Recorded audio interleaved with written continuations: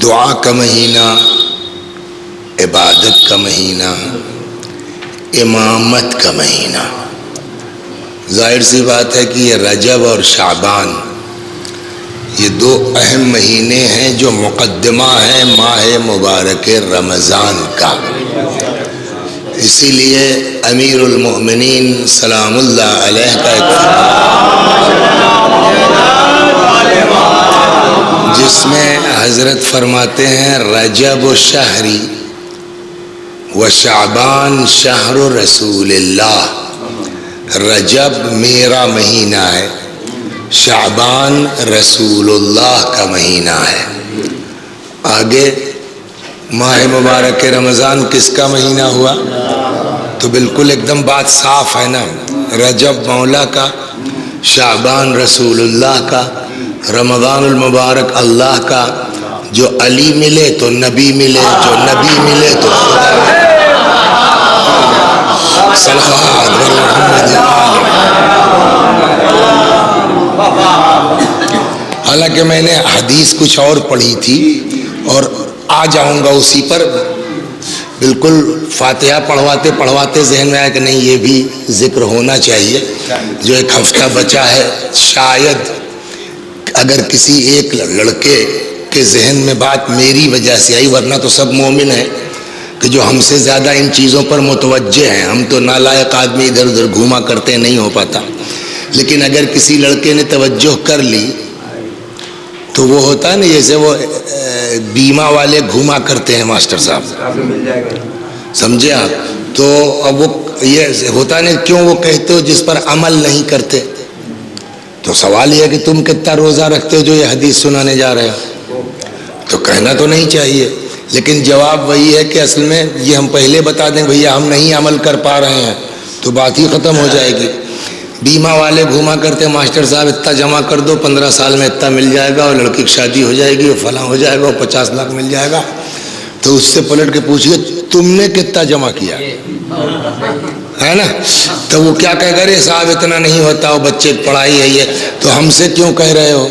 تو اس کا جواب کیا ہے؟ ارے صاحب آپ کروا لیں گے تھوڑا ہم کو کمیشن مل جائے گا. تو یہاں بھی وہی ہے، جس کو جو ہے وہ دنیا میں کمیشن کہتے ہیں، شریعت کی زبان میں اسی کو ثواب کہتے ہیں. تو آپ کیوں کہہ رہے ہیں؟ میں نے کہا اس لیے کہہ رہا ہوں اگر ایک دو لڑکے کے بھی دماغ میں آ گیا، ایک کو دن روزہ رکھ لیا اس نے، تو اس کا تو مین ہے یہ ہے کمیشن کٹ کے ہم کو بھی مل جائے گا ثواب تھوڑا سا کہنے کی وجہ بیٹھتا ہے. صلوات بر محمد وعلی. تو میں بس ایک دو روایت یہ سناتا ہوں. ارشاد ہوتا ہے کہ جناب عبداللہ ابن فضل ہاشمی نام ہے راوی کا، وہ کہتے ہیں کہ چھٹے امام سلام اللہ علیہ نے فرمایا. دیکھیے ایک چیز یہ ہے کہ واجب جو ہے وہ ہے ڈیوٹی، اس کے ثواب کے چکر میں نہیں پڑنا ہے ہم کو، وہ ہم کو کرنا ہی کرنا ہے.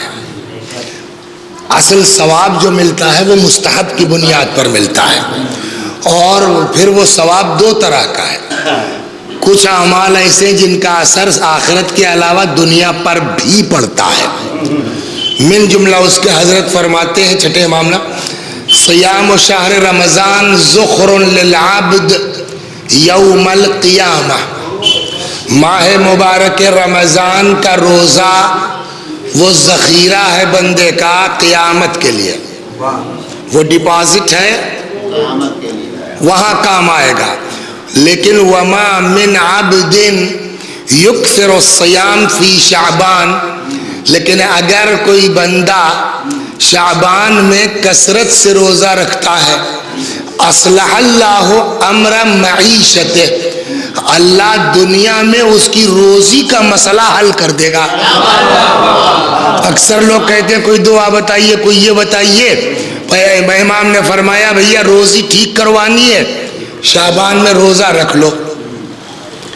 وَكَفَاهُ شَرَّ عَدُوِّهِ، شعبان کا روزہ انسان کو دشمنوں کے شر سے محفوظ رکھتا ہے.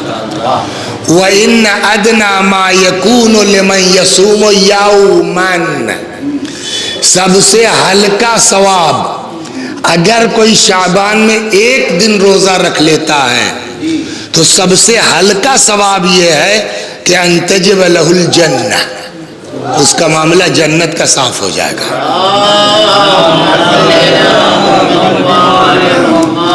دوسری روایت بھی چھٹے ہی امام سے ہے، مگر فرماتے ہیں مجھ سے بیان کیا میرے والد نے، یعنی پانچویں امام نے، ان سے بیان کیا ان کے جد نے، ان سے بیان کیا رسول اللہ نے۔ کہتے ہیں کہ رسول اللہ نے فرمایا شعبان و شہری، شعبان میرا مہینہ ہے، وشہر رمضان شہر اللہ، اور رمضان کا مہینہ اللہ کا مہینہ ہے۔ فمن صام یوما من شہری، اگر کوئی ایک دن میرے مہینے میں روزہ رکھ لے، پیغمبر نے فرمایا کنت شفیعہ یوم القیامہ، میں قیامت میں اس کی شفاعت کروں گا۔ ومن صام یومین من شہری، اگر کوئی میرے مہینے میں 2 دن روزہ رکھ لے، غفر اللہ لہ ما تقدم من ذنبہ وما تاخر، اللہ اس کے سارے گناہ معاف کر دے گا۔ ومن صام 3 ایام من شہری، اور اگر کوئی میرے مہینے میں 3 دن روزہ رکھ لے، قیل لہ استأنف العمل، تو اس سے کہا جائے گا پچھلا کل ختم، اب سے صحیح سے رہو،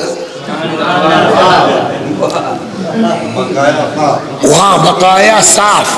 ومن صام شہر رمضان، جو ماہ رمضان میں روزہ رکھتا ہے، یحفظ فرجہ، دیکھیے کچھ جگہیں ایسی ہوتی ہیں کہ جہاں آدمی چاہتا ہے کہ ہم گناہ نہ کریں، کچھ گناہ ایسے ہیں کہ جہاں چاہنے کے باوجود ہو جاتے ہیں، جس میں ایک ہے گناہ کا زبان،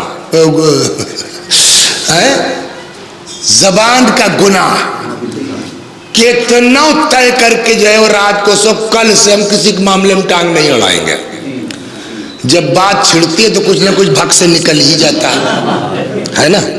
ایک یہ ہے، اور ایک ہے جنسی گناہ، عورتیں بیٹھی بہت وضاحت سے نہیں کہہ سکتا میں، جنسی گناہ، اس پر بھی جو ہے وہ ایک منزل وہ آتی ہے کہ جہاں آدمی کی عقل معاف ہو جاتی ہے، بعد میں سوچتا ارے یہ کیا کیا ہم نے، ہوتا ہے نہیں ہوتا۔ امام نے فرمایا شعبان میں روزہ رکھو، اللہ تم کو ان دونوں گناہوں سے بچائے گا۔ صلوات، یہ حدیث میں آپ کو سنا، صلوات در محمد۔ ومن صام شہر رمضان، جو رمضان، یہ رمضان لگتا ہے غلط، وہ جو ہے وہ پرنٹ ہو گیا ہے۔ ومن صام شہر شعبان یحفظ فرجہ واللسانہ، اللہ اس کی زبان اور اس کی جو ہے وہ شرمگاہ کو محفوظ رکھے گا۔ وَكَفَّ عَذَاهُ عَنِ النَّاسِ، اللہ لوگوں کو تمہارے شر سے بچائے گا۔ غفر اللہ ذنوبہ ما تقدم منہا وما تاخر، اللہ سارا گناہ تمہارا معاف کر دے گا۔ وَأَعْتَقَهُ مِنَ النَّارِ، جو شعبان میں روزہ رکھے گا اللہ جہنم سے آزاد کر دے گا۔ وَأَحَلَّهُ دَارَ الْقَرَارِ، اس کے لیے دار قرار یعنی بہشت کو حلال مباح قرار دے دے گا۔ وَقَبِلَ شَفَاعَتَهُ، اب رکیے آپ یہاں، ماہ مبارک رجب کے لیے روایت یہ کہتی ہے کہ اگر کوئی شخص رجب میں روزہ رکھتا ہے تو وہ اپنے گھر خاندان کے 80 لوگوں کی شفاعت کر سکتا ہے۔ کتنے لوگوں کی؟ 80 لوگوں کی شفاعت کر سکتا ہے اگر کوئی ماہ مبارک رجب میں روزہ رکھتا ہے۔ لیکن شعبان کے لیے کہتے وَقَبِلَ شَفَاعَتَهُ فِي عَدَدِ رَمْلٍ عَالِجٍ من مذنبی اہل التوحید، اور اگر کوئی شعبان میں روزہ رکھ لے اللہ اس کی شفاعت قبول کرے گا ریت کے ذرات کے برابر، یعنی خود تو خود پورا گاؤں بخشوا سکتا ہے آدمی۔ صلوات بر محمد، سمجھ آیا؟ تو یہ صاحب جو ہے وہ انہوں نے دو روایتیں آپ کو شعبان کی فضیلت میں نقل کر دی کہ ایک ہفتہ بچا ہے، شاید اللہ کسی کو توفیق دے۔ پھر اب اس ماہ مبارک شعبان میں اگرچہ نتوا نے کہا تھا حقوق والدین، ہم نے کہا تو 50 بار پڑھا جاتا ہے، یہ چیزیں اہم ہیں۔ صلوات بر محمد و آل محمد۔